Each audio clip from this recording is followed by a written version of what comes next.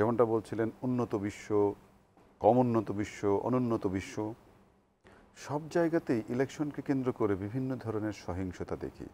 আপনার যদি মনে থাকে যে সবসময় আমরা দেখি অনুন্নত উন্নয়নশীল বিশ্বকেই সবসময় এখানে উদাহরণ হিসেবে নিয়ে আসা হয়, এবং ইলেকশনের 3টা ফেজ থাকে।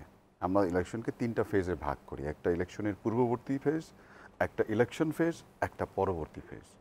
আমরা যদি আমেরিকান গত ইলেকশনের সময়টাকে বিবেচনা করি, ইলেকশন পরবর্তী ফেজের সহিংসতা দেখেছি। ক্যাপিটাল হিলেরটার কথা বলছি। ক্যাপিটাল হিলেরটার কথা বলছি।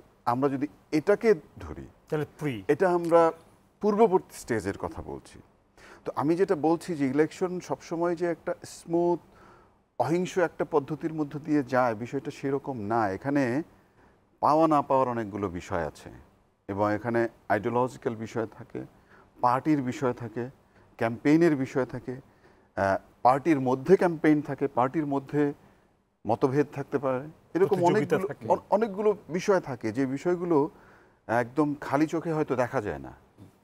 তো এরকম বিভিন্ন স্টেজে সহিংসতা হতে পারে। এটা পৃথিবীর যে কোনো প্রান্তের ইলেকশনেই হতে পারে। এটা এখন আর শুধু যে পৃথিবীর এই গ্লোবাল সাউথে সীমাবদ্ধ তা না।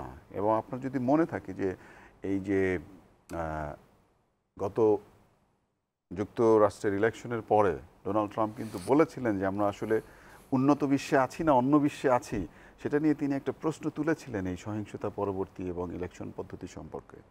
সেটা ডিফারেন্টলি ইন্টারপ্রেট করা যায়।